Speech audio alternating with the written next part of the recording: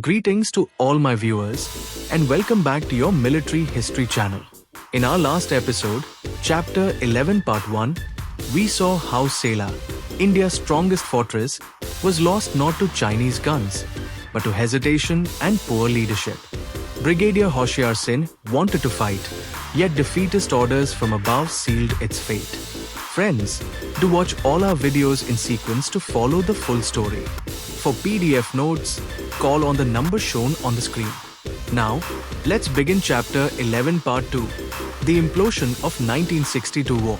At 7 p.m. on 17th November, the doors of 4 Corps OPS room swung open. General B. M. Kaul had returned. Fresh from Walong, he swept in with dramatic flair, boosting of helicopter rescues and daring escapes under fire. For half an hour, Kaul relived the Lohit battle in vivid detail, gesturing at maps as though it were his personal triumph. But as he celebrated past encounters, the real storm, gathering in calming, was left unattended. Every wasted minute tightened the Chinese news around Sella. Breaking Kaul's self-congratulation, Brigadier Palit cut in sharply. Bijji bhai, forget Walong, Sella is collapsing. Kaul froze, taken aback. This was the moment when the tide could have been turned. But before Palit could press further, General Thapar's cold voice cut across the room. Go check on 82 Brigade. And just like that, the lone voice urging resistance was pushed aside. Palit walked out reluctantly, knowing a critical chance to save Sella had just slipped away. In Palit's absence, Kaul quietly picked up the phone, speaking first to Pathania, then to Gurbax Singh. Moments later, Palit was handed a signal. 4 Corps had authorized 4 Division to withdraw from Sella. Stunned, he rushed back into the OPS room. Thapar claimed he knew nothing. Singh flatly denied issuing it. Kaul shifted in silence, deflecting blame. Palit exploded in protest. And only then was the signal cancelled. A new message went out, hold Sella at all costs. But the damage was done. Doubt had been planted, and confusion now spread faster than orders. At Sella, Brigadier Hoshiar Singh stood firm. To his men, he declared with conviction, this fortress is impregnable. We fight on. But even as his words lifted spirits, a darker voice crept in. From Dirang, General Pathania warned over the telephone, air supply cannot be guaranteed. It was a lie. The Air Force had risked everything, flying Dakotas through blizzards to drop rations and ammunition onto frozen mountain roads. Yet Pathania's doubt, whispered down the line, struck deeper than any Chinese shell, shaking the confidence of a brigade ready to hold. That night, confusion crept into the fortress. Brigadier Hoshiar Singh first ordered to Sikh LI to shift positions, then abruptly changed it. Withdraw toward Nyukmadong. In the freezing darkness, units stumbled blindly along icy tracks.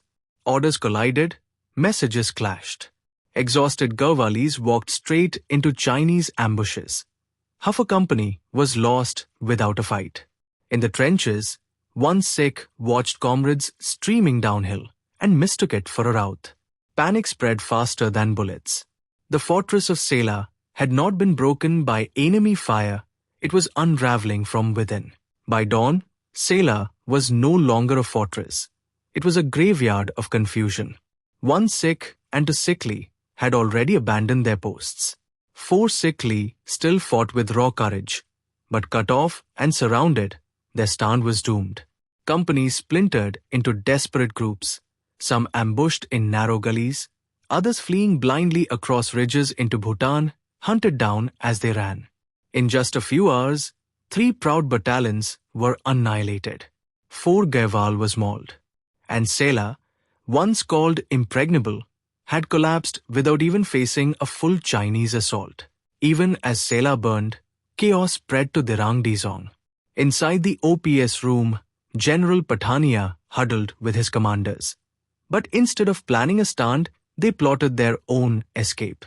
Orders trickled out timidly. 19 Maratha light infantry to withdraw. But the columns were ambushed on the way. Meanwhile, senior officers packed their jeeps, rushing down the Mandala track, leaving their men to stumble aimlessly behind. Tanks were abandoned, even shoved off cliffs to clear the road. In hours, Dirang headquarters became a symbol of panic, command fleeing first, soldiers left leaderless in the mountains. While Dirang headquarters collapsed in panic, Tejpur still clung to illusions. Inside the OPS room, the big three, Thapa, Sen, and Kaul, argued over maps, convinced Sella was holding. Then Brigadier Palit burst in with the truth. 4 division has pulled out without battle. Sella, Senj, Dirang, all gone in the night. The room fell silent. Radios crackled with nothing but static.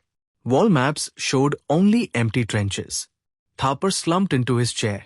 Sen buried his face in his hands, and Kaul said nothing. In one night, the strongest fortress of any FA had simply ceased to exist. With Sella and Dirang gone, all eyes turned to Bomdila, the last line before the plains of Assam. Here, 48th Brigade under Brigadier Gurbax Singh stood as the final shield. But at Corps headquarters, Kaul still lived in denial. He ordered Gurbax Singh to clear Chinese roadblocks with tanks and infantry, a plan that ignored both the terrain and the exhaustion of his men. Reinforcements never came, and 5 guards, mauled at Thembang, strayed eastward into the forests instead of rallying at Bomdila. What should have been a fortress became a hollow defense, its fate hanging by a thread. By midday on 18th November, the storm broke over Bomdila. Chinese columns slipped through the mist, infiltrating the town from every side. Once Sikh LI, the very infantry meant to hold the line, broke ranks and fled, leaving behind the guns and tanks to stand alone. Indian gunners fired over open sights, their barrels glowing red. Tanks roared defiantly, covering the circuit house with bursts of fire. But courage without support could not last. With no infantry to anchor the defense, brigade headquarters crumbled. By 3 p.m., Bomdila, once the proud headquarters of the defense of Assam, lay silent, abandoned, its streets echoing only with the sound of the enemy's advance. In just 48 hours, an army unraveled. 3 brigades gone. Sella abandoned without a decisive fight. Dirang headquarters fleeing in panic. Bomdila falling to infiltration and confusion. This was the lowest point of 1962. Not because Indian soldiers lacked courage. They fought with grit wherever they stood. But because paralysis at the top, confusion in command, and failure of leadership turned brave men into pawns of disaster. 17 and 18 November became the days when the frontier imploded, and the tragedy of the 1962 war reached its darkest hour. So friends, this brings us to the end of Chapter 11 Part 2. We witnessed how Sella, once called a fortress, collapsed without a decisive fight, how Dirang headquarters abandoned its men in panic, and how Bomdila fell, sealing the fate of the entire front. It was not the soldiers who failed, their courage was never in doubt. It was confusion at the top, poor decisions, and broken leadership that turned the battlefield into chaos. Thank you for joining us on this journey. If you're finding value in these episodes, please don't forget to like, share, and subscribe to this channel. And for PDF notes, you can reach us on the number shown on the screen. Till then, stay tuned, stay inspired. Jai Hind.